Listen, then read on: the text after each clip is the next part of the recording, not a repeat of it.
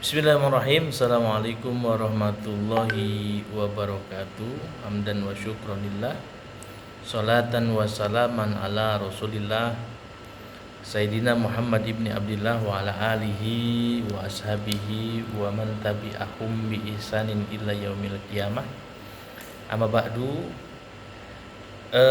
Yang kami hormati Bapak dosen pengampu pendidikan kewarganegaraan dan kawan-kawan di kelas C program studi HKI dan MHU. Perkenalkan, saya Aden Saputra, salah satu mahasiswa di Universitas Anur Lampung.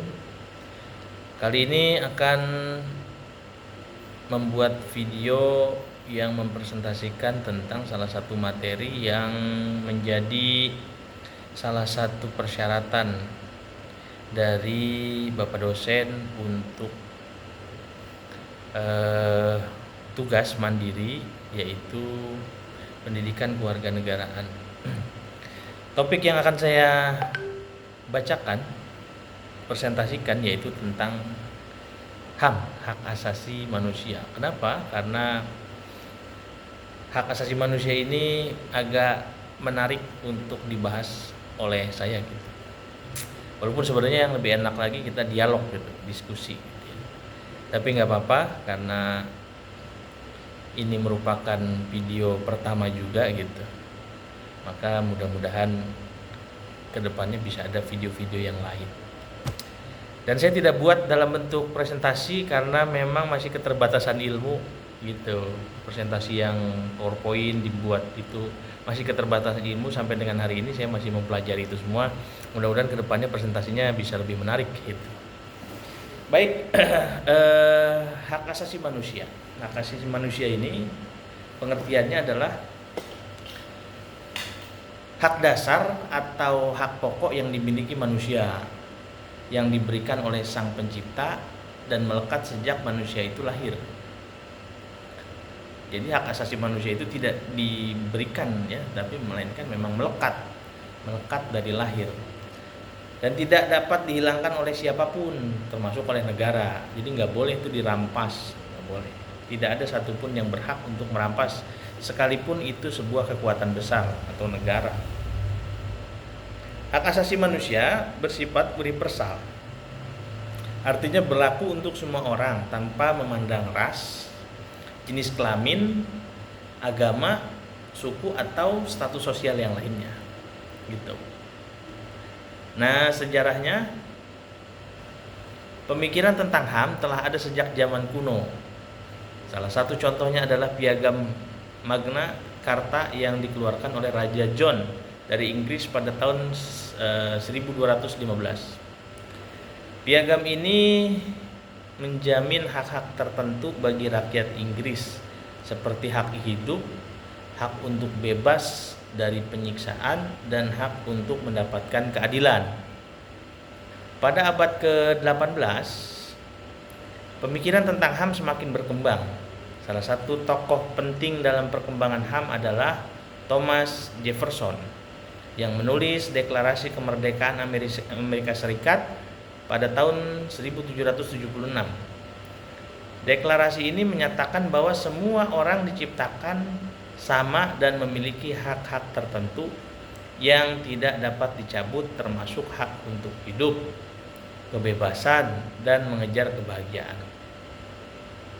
Pada abad ke-20, pemikiran tentang HAM semakin diakui secara internasional. Salah satu contohnya adalah Deklarasi Universal Hak Asasi Manusia yang dikeluarkan oleh Perserikatan Bangsa-Bangsa pada tahun 1948. Deklarasi ini merupakan dokumen internasional yang berisi pernyataan tentang hak-hak asasi manusia yang harus dihormati dan dilindungi oleh semua negara. Berikutnya, poin ketiga adalah prinsip-prinsip hak asasi manusia.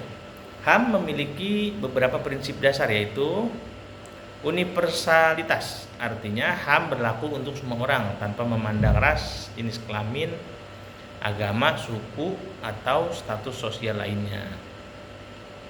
Yang kedua adalah kesamaan. Prinsipnya yang kedua adalah kesamaan. Artinya semua orang memiliki hak yang sama tanpa memandang perbedaan apapun. Yang ketiga, tidak dapat dicabut mungkin. Artinya hak asasi manusia tidak dapat dicabut oleh siapapun termasuk negara. Berikutnya, ketidakterbantalan. Ketidakterbantalan artinya hak asasi manusia tidak dapat dibatalkan kali ya, oleh siapapun termasuk negara. Berikutnya adalah independensi, artinya hak asasi manusia tidak bergantung pada hukum atau peraturan negara. Macam-macam HAM. HAM dapat dibagi menjadi dua kategori, yaitu HAM sipil dan HAM politik, serta HAM ekonomi, sosial, dan budaya.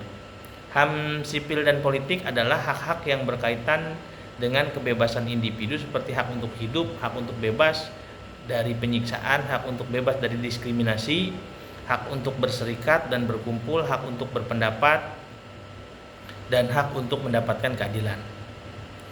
HAM ekonomi, sosial, dan budaya adalah hak-hak yang berkaitan dengan kesejahteraan, pemenuhan kebutuhan dasar seperti hak untuk kerja, hak untuk mendapatkan pendidikan, hak untuk mendapatkan kesehatan, hak untuk mendapatkan perumahan, dan hak untuk mendapatkan lingkungan yang sehat. Poin berikutnya adalah perlindungan HAM. HAM harus dilindungi oleh negara, hukum, dan setiap orang. Negara berkewajiban untuk menjamin hak dan melindungi hak asasi manusia melalui peraturan perundang-undangan dan kebijakan-kebijakannya. Hukum juga memiliki peran penting dalam melindungi HAM, yaitu dengan memberikan sanksi bagi siapa saja yang melanggar HAM.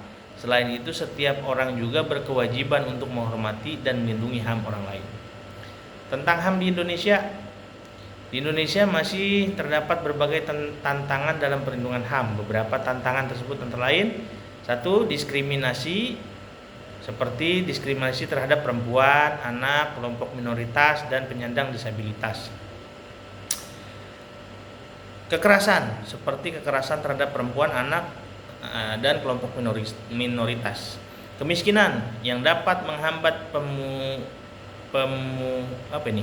pemenuhan hak ekonomi, sosial, dan budaya. Korupsi yang dapat menghambat penegakan hukum dan HAM.